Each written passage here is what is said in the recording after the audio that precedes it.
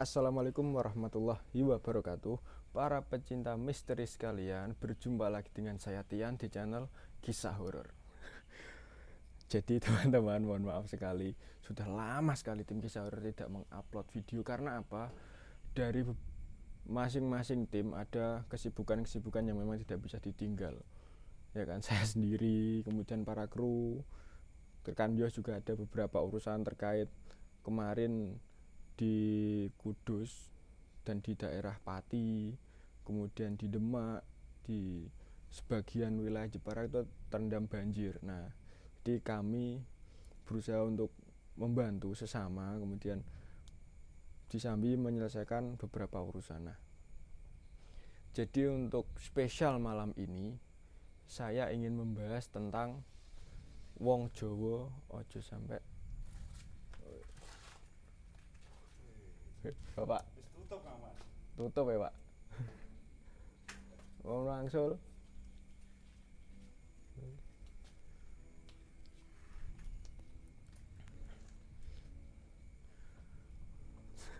ada iklan guys. Jadi pemilik tempat tadi lewat. Nah, jadi orang wong Jawa ojo sampai lali Jawane.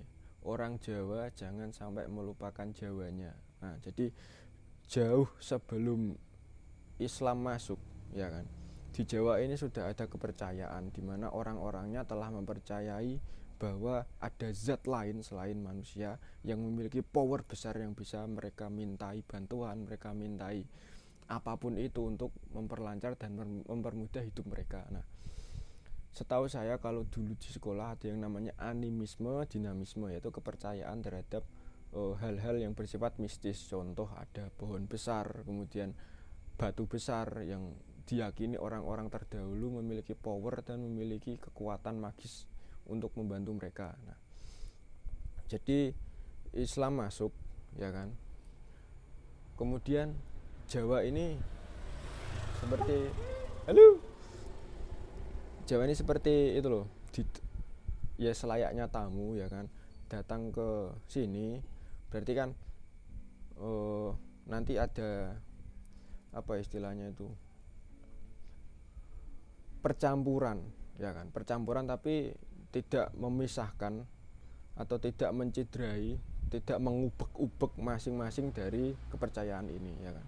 Nah, karena dahulu itu di Jawa sudah ada agama lain sebelum Islam, diantaranya adalah Hindu Buddha. Seperti kita tahu ada kerajaan-kerajaan terdahulu yang sudah memiliki keyakinan agama Hindu dan Buddha, ya kan. Nah, kemudian Islam masuk dibawa oleh, kalau tidak salah, Syekh Subakir di Jawa. Syekh Subakir itu salah satu tokoh alim ulama keturunan Rasulullah yang diutus oleh Raja Persia untuk datang ke Jawa menyebarkan agama Islam, menciarkan Islam, ya kan. Di sini kemudian bertemu salah satu sosok, di mana sosok ini adalah penjaga atau sosok yang mendiami atau menguasai daerah Jawa. Kalau namanya saya kurang menangkap, tapi sering digembar-gemburkan adalah Sabdo Palon Noyo Genggong. Entah itu memang namanya atau julukannya atau istilahnya, saya juga kurang tahu ya di sini. Nah, Sabdo Palon ada yang mengatakan bahwa beliau itu Mbah Semar, ada yang mengatakan sosok lain, sosok jin besar, bukan besar tubuhnya, mungkin memang besar tubuhnya, powernya pun juga besar. Nah, dia adalah penguasa tanah Jawa ini.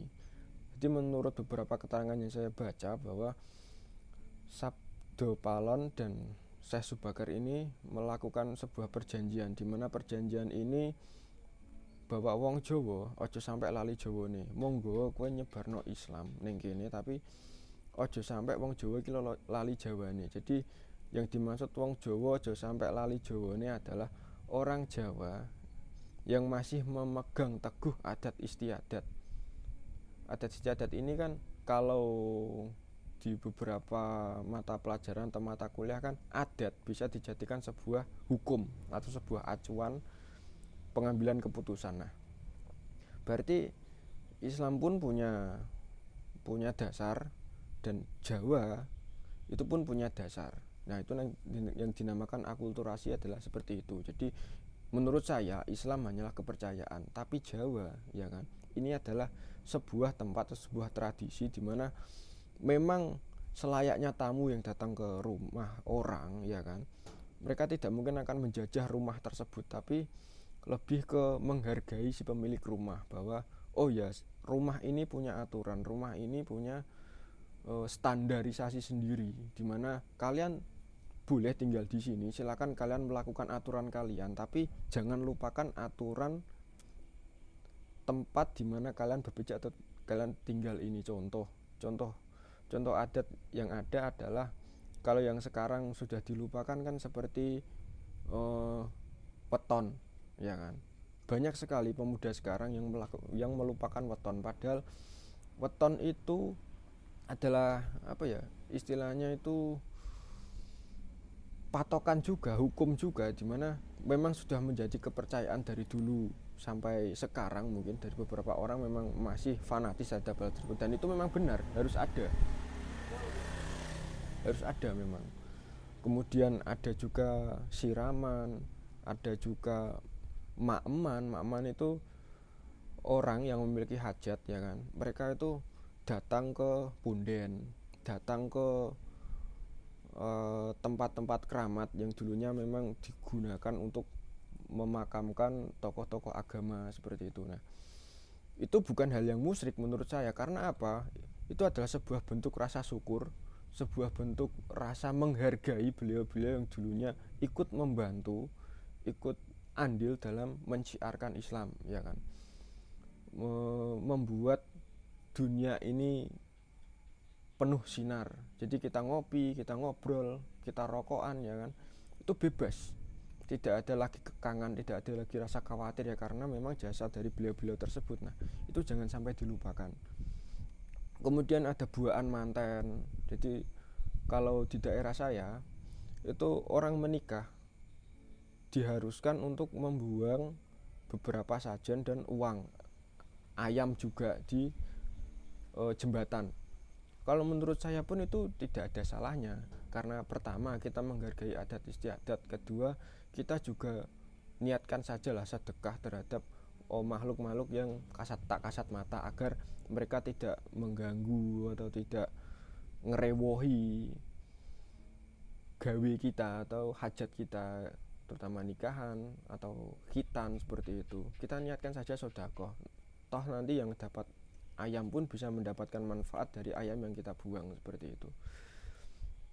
Nah, mungkin nanti akan dibuat per part, kita bahas satu-satu, ya kan, tentang tadi buaan nganten, kemudian ngitung weton, ada juga nanti sedekah bumi. Nah, sedekah bumi ini yang akan kita bahas malam ini. Kemudian nanti ada juga sesajen, ada juga wewangen, ada juga balak walak desa atau balak-balak desa, hal-hal yang tidak boleh dilakukan karena memang ada sebab musabab khusus, di mana zaman dahulu pernah ada pertikaian atau perjanjian atau apapun itu, ya kan. Kemudian nantilah banyak, nanti kita buat per part. Nah, nanti pun kita akan buat Q&A, ya kan. Nanti kita pun akan datangkan narasumber, kita datangkan para ahli seperti itu. Pasti menarik ini, para rekan-rekan pecinta misteri sekalian. Nah, terkait dengan sedekah bumi, ya kan, sedekah bumi itu biasanya dilakukan ketika apa ya, Pak? Ketika panen, misal panen itu musim panennya melimpah. Oh, Itu biasanya seperti itu. bulan-bulan khusus? Bulan-bulan khusus ya tertentu, ataupun memang haul dari para sesepuh desa yang dituakan di desa, ataupun memang yang membuka lahan di desa. Nah, itu biasanya dari masyarakat melakukan ritual sedekah bumi, di mana sedekah bumi itu pun juga bermacam-macam menurut desanya masing-masing. Kalau di desa saya itu memang ada nyembelih hewan kerbau, terus nanti dibuat makan satu desa semua di tempat makam Sesepuh tersebut. Itu pun mana kepalanya juga masih utuh, jadi kepalanya, badannya hewan kerbau tersebut juga semua dimakan oleh masyarakat umum. Jadi satu hewan yang disembelih dan diniatkan untuk rasa syukur tersebut diolah semua. Iya betul, tidak ada yang dibuang. Tidak ada yang dibuang, termasuk tulangnya ya Pak ya. Termasuk tulang, iya biasanya langsung dicacah semua, diikutkan di masakan tersebut. Oke. Nah, berarti ini saya dapat bisikan mungkin dari salah satu sosok. Saya menangkapnya sih sesepuh ya. Beliau berkata bahwa yang diomongkan oleh Bapak kameramen tadi, bahwa sedekah bumi memang itu diniatkan untuk rasa syukur. Nah, karena atas limpahan rahmat dan rezeki yang diturunkan oleh Allah kepada manusia. Seperti itu. Agar para manusia itu memiliki rasa sosial yang tinggi, rasa kebersamaan yang tinggi, keakraban mereka, kemudian rasa silaturahmi mereka itu semakin erat antar warga seperti itu. Jadi bukan hal musyrik menurut saya, bukan hal yang salah, bukan hal yang bid'ah yang biasa digembar-gemborkan oleh beberapa oknum. Tapi ini memang sebuah wujud cita sukacita semua masyarakat yang ikut merasakan euforia ramainya sedekah bumi. Biasanya kan dibuat rangkaian, dan rangkaian itu pun tidak serta-merta dibuat oleh orang sembarangan. Kalau menurut keterangan beliau ini, nanti kalau saya bicara ngelantur, mohon maaf, itu biasanya bukan saya, tapi beliau-beliau tersebut masuk dan ingin berbicara seperti itu. Jadi rangkaian acara dari A sampai Z biasanya kan ada 1 hari atau 2 hari, bahkan 1 minggu, itu rangkaian acaranya runtut. Biasanya dibarengkan dengan haul, memang benar. Ada juga berpapasan dengan bulan tertentu, memang benar. Berpapasan dengan panen raya juga bisa. Jadi kalau yang dahulu itu ada yang pertama ngaji, hataman, ya kan, hataman. Kemudian ada beberapa ubah rampai yang di situ memang dipersembahkan untuk para masyarakat atau orang-orang yang ikut ngaji. Kemudian ada diniatkan untuk para arwah, ya kan, para arwah didoakan, diwasilah. Kemudian ada beberapa makhluk-makhluk sekitar yang memang dahulunya diperintah oleh beliau-beliau untuk ikut menjaga daerah ini. Jadi kan memang sudah sepantasnya kita untuk bersedekah kepada mereka, karena mungkin zaman dahulu mereka dimintai tolong karena memang saking banget abotnya. Banget itu apa ya? Terlalu berat, ya kan? Terlalu berat beliau-beliau ini jika menanggung buka lahan ini sendiri. Jadi mereka memang bukan bersekutu, tapi mereka meminta bantuan seperti itu dengan beberapa feedback. Contoh dengan didoakan, diberikan beberapa ubah rampai tersebut sebagai wujud bukan bakti ya, apa istilahnya, apa ya Pak istilahnya Pak? Memang terima kasih. Nah, wujud rasa terima kasih kepada mereka karena ikut membantu seperti itu. Kemudian kalau zaman sekarang kan ketoprak, kalau zaman dulu itu wayang. Zaman dulu wayang karena memang boomnya dulu wayang yang dibawa oleh Kanjeng Sunan Kalijaga ya. Itu dulu wayang, kemudian ada beberapa arak-arakan, ada juga tadi menyembelih hewan ternak yang memang ditujukan untuk seluruh warga. Ya paling tidak warga itu bisalah merasakan daging, ya kan?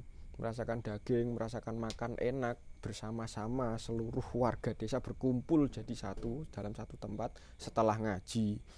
Kemudian nanti makan bersama, kemudian bersama-sama lagi menyaksikan wayang kulit. Nanti juga ada yang namanya arak-arakan, ya kan? Semarak gitu loh, ramai. Ya itu yang saya tidak temui saat ini. Mungkin di beberapa daerah masih lah memegang teguh adat istiadat tersebut, tapi sudah mulai jarang dan sudah mulai dilupakan. Nah, khawatir saya ya kan, si tuan rumah ini ngamuk gitu loh. Saya punya aturan, saya punya adat, saya punya tradisi, kok tidak diamalkan, kenapa? Salahnya di mana? Seperti itu. Kamu sebagai tamu kok malah begini. Nah, takutnya seperti itu. Oke, memang kita semua itu kita serahkan kepada Allah Subhanahu wa taala, Tuhan yang Maha Esa. Tapi kan tidak ada salahnya ketika kita saling menghargai, kita toleransi. Toleransi dengan tanah kita sendiri kan tidak salah. Kita bisa toleransi kepada orang, kenapa kepada tanah yang kita setiap hari kita tiduri, setiap hari kita garap untuk woh-wohannya, buah-buahannya, hasil kebunnya. Kemudian kita non sewu, kita pipisi, kita pupi, ya kan, kita buang air di tanah tersebut, tapi kenapa kita tidak menghargainya? Seperti itu loh. Jadi pesan untuk semuanya, ya kan, ketika di desa kalian, para pemuda khususnya, Karang Taruna mungkin, atau IPNU, IPPNU mungkin kalian, atau organisasi-organisasi keagamaan Islam lainnya seperti saudara-saudara kita Muhammadiyah, kemudian apalagi seperti itu. Jika di desa kalian ada adat istiadat yang sudah mulai dilupakan, kalian sebagai generasi muda, saya memohon sekali untuk diuri-uri kembali, untuk diramaikan kembali. Kalian mungkin bagi kalian mungkin itu sepele, tapi bagi beliau-beliau dulu yang membuka tanah itu adalah sebuah hal besar, sebuah hal wajib yang harus dilakukan per tahun, karena memang itu adalah sebuah wujud rasa bakti dan terima kasih kita terhadap para leluhur. Nah, seperti itu. Karena memang ada kejadian, jadi suatu desa atau suatu kota itu jika tidak melaksanakan seperti itu, memang ada aja kendalanya. Contoh panennya gagal, bisa seperti itu. Itu yang lumrah terjadi, ataupun terserang penyakit, ataupun yang banyak baru saja terjadi itu kan juga angin yang begitu besarnya sehingga memporak-porandakan rumah-rumah warga, bangunan warga. Seperti itu. Ya oke, terima kasih kalau itu memang betul, semua bencana itu memang dari Allah Subhanahu wa taala. Tapi ada kemungkinan dari para leluhur kita itu juga menjaga desa tersebut. Benar. Sehingga dengan kuasanya Gusti Allah dan mustajabnya doa-doa para leluhur itu bisa meminimalisir bencana-bencana alam seperti itu. Itu memang jika menurut dari Kak Tian seperti itu enggak sih fungsinya dari sedekah bumi tadi? Oke. Ya, memang yang Bapak kameramen katakan memang benar, bahwa beliau-beliau yang dulunya membuka tanah, mereka itu memiliki karomah khusus, di mana beliau itu sebenarnya ada beberapa beliau-beliau yang pindah alam, bukan meninggal tapi pindah alam. Mungkin raga beliau dikebumikan, ya kan, tapi sisi lain beliau masih berada di bumi. Itu memang benar, saya pernah menemuinya juga. Jadi salah satu fungsi dari sedekah bumi adalah selain melaksanakan tuntunan dari beliau-beliau tersebut yang memang bermotif untuk kebaikan tadi yang saya jelaskan di awal, itu juga ngereh mereka.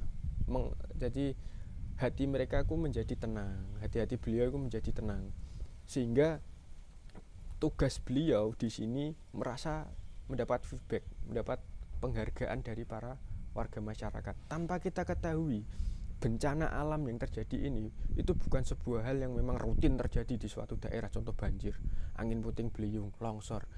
Itu seharusnya bukan hal yang tanpa sengaja, itu bisa jadi adalah sebuah peringatan atau sebuah piweling terhadap warga masyarakat, karena saya itu sudah menjaga desa ini, saya juga sudah memprotek kalian dari beberapa hal yang seharusnya atau walak yang diturunkan oleh Allah Subhanahu wa taala kepada kalian. Saya sudah berusaha memprotek, tapi kenapa tuntunan yang sesepele itu, ya kan, kalian menyisihkan harta sesepele itu untuk menguri-uri budaya ini, untuk mengedem-dem orang yang punya tanah ini, kok tidak mau? Kenapa? Itu untung saya masih memprotek. Kalau saya sudah lepas, nah itu loh, saya menjaga agar si tuan rumah dan beliau-beliau yang dulunya menjadi tamu di sini tidak berselisih kembali, sehingga bala, musibah, wabah, kemudian kelaparan atau apapun itu tidak terjadi di Indonesia, khususnya di tanah Jawa dan di daerah-daerah kita. Karena sudah beberapa kali saya mendapatkan mimpi, mendapatkan firasat, kemudian mendapatkan bisikan bahwa ati-ati wong Jawa aja ngasek lali Jawane, engko nek Jawa dijaluk koyok kepiye, seperti itu. Nah, jadi itu mungkin akan menjadi nasihat untuk diri saya sendiri, para kru, dan kemudian saya ingin menularkan kepada kalian, ya kan, agar kita sama-sama menjaga Islam, menjaga budaya kita, menjaga tanah Jawa kita, agar hal-hal buruk tidak menimpa kita, saya, tim, dan keluarga, rekan-rekan para pecinta misteri sekalian. Ya, jadi tidak hanya kita membahas tentang hal gaib, perdemitan duniawi, ya, dari sisi lain, tapi kita juga berusaha mengajak agar apa? Kita bersama-sama menjaga apa yang sudah kita miliki. Jawa, Islam, Indonesia terutama, kita bantu para pemimpin untuk menata negara, menata Jawa, ya kan, khususnya dari hal-hal buruk semacam itu. Jadi mungkin apa yang bisa kita berikan kepada negara, ya, desa, benar, bakti kita, ya kan, lewat cara apa kita bisa membantunya, seperti itu. Jadi setiap habis sholat saya selalu mendoakan, ya kan, untuk diri saya sendiri, orang-orang yang saya cintai, orang-orang yang mencintai saya, keluarga, kemudian para pemimpin, para pejuang, kemudian para sesepuh desa dimanapun beliau-beliau berada, yang diakui, yang tidak diakui, yang namanya hilang dari peredaran, atau yang sering disebut di wasilah atau di setiap pengajian-pengajian, semuanya para pemimpin, kemudian para saudara-saudara kita baik muslim ataupun non muslim, saya doakan semua, insya Allah doa baik pasti akan sampai. Seperti itu sih kalau menurut saya. Jadi saya tekankan sekali lagi, wong Jawa ojo sampai lali Jawa nih, seperti itu. Adat apapun yang ada di desa, ya kan, jangan dilihat dari sisi musyriknya, tapi kita kemas dari sisi Islami, seperti sedekah bumi. Kita niatkan saja, kita merasa terima kasih kepada bumi bahwa bumi telah memberikan banyak sekali limpahan hasil bumi. Itu rasa terima kasih kepada bumi, ya kan, yang kita manifestasikan hasil tersebut adalah pemberian dari Allah, kebesaran Allah, seperti itu. Jadi itu menambah rasa syukur kita, menambah rasa kemanusiaan kita, kemudian menata hati kita kembali agar hati dan pikiran kita sinkron. Kemudian apa yang kita keluarkan pasti akan positif. Jadi ketika pikiran saja yang mengeluarkan output, hasilnya pasti bohong, karena tidak ada kesepakatan hati.